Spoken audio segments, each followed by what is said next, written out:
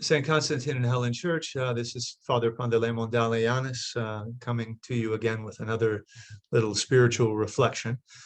As you may recall, in my last reflection, I had pulled up and showed to you all a document that the Youth and Young Adult Ministry Office had put out a while ago, which I'll show you right now, entitled, as you can see on your screen here, Exodus from Orthodoxy, Are Young Adults Leaving the Church and What Can We Do About It?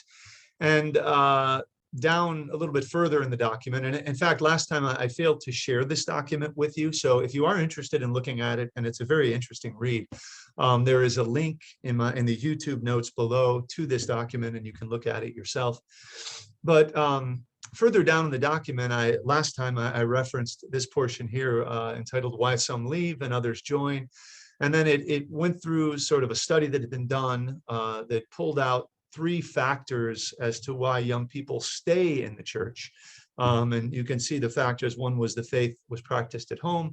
The second was there was another person outside of the family who the kid knew who practiced the faith seriously. And the third was that the youth had some type of a spiritual experience themselves. What I want to do today, just for a minute, actually, is just talk about, actually this time and next time, I want to talk about the first point, which is that the faith was practiced at home. And what I want to do is offer actually just a few little reflections of my own as a priest as to what we can, or maybe what we should be doing at home to assure, or at least as much as we can assure, that our families, our youth, our children, our grandchildren, our godchildren are going to grow up and remain faithful Orthodox Christians.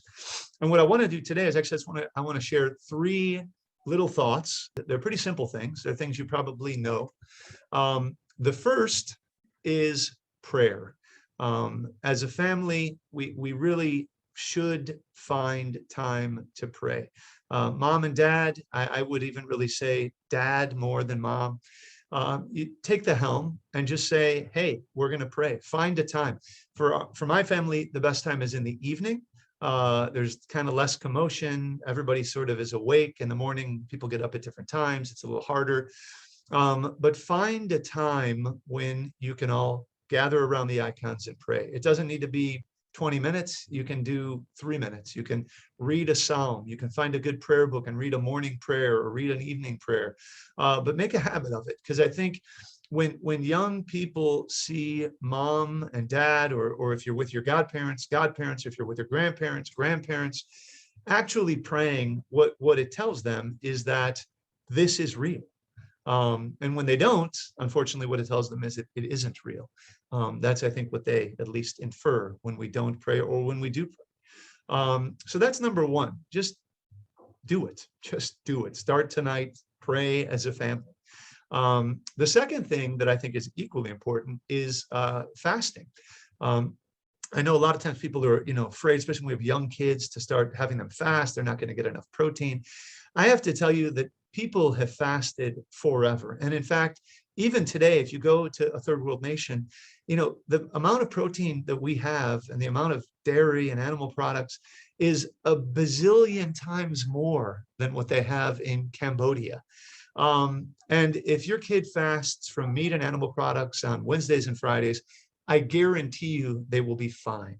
And the other thing about fasting, which I think is super important, is it teaches us obedience to something other than ourselves, right? I mean, what does fasting in the church teach us? It teaches us that the church is an authority, and that the church is going to tell us some things that we need to obey because we're obedient to the church, because we recognize that the church has wisdom, has authority.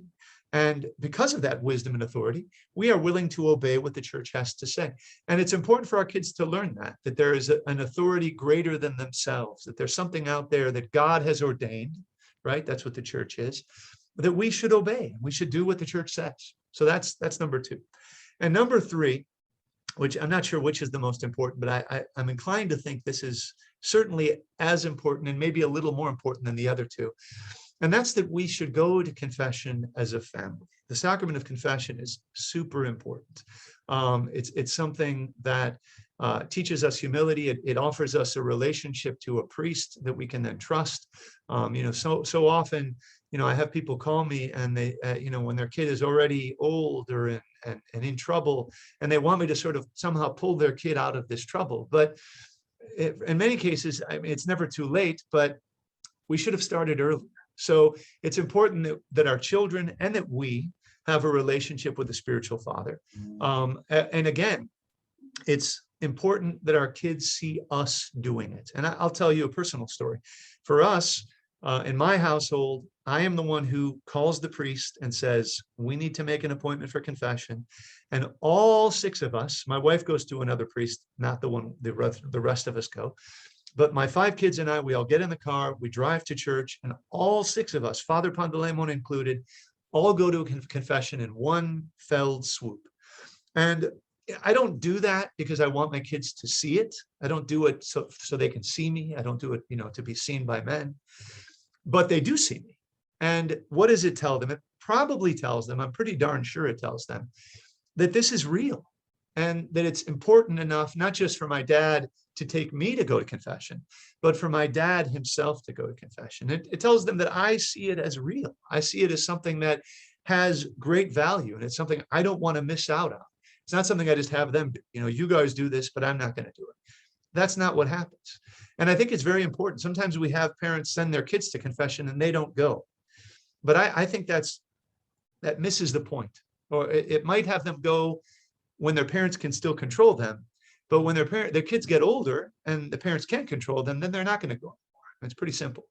And we need to go to confession as adults. There's never a point in our lives when we stop needing confession. In the same way that there's never a point in our life when we should stop going to communion. So often I see parents bring their children up for communion, but they don't go to communion. We all need communion. We all need confession. We all need to pray. We all need to fast. And that should be at the heart of our life in Christ. And so that's the end of my reflection. Thank you for joining me, and may God watch over you and yours. Have a good day.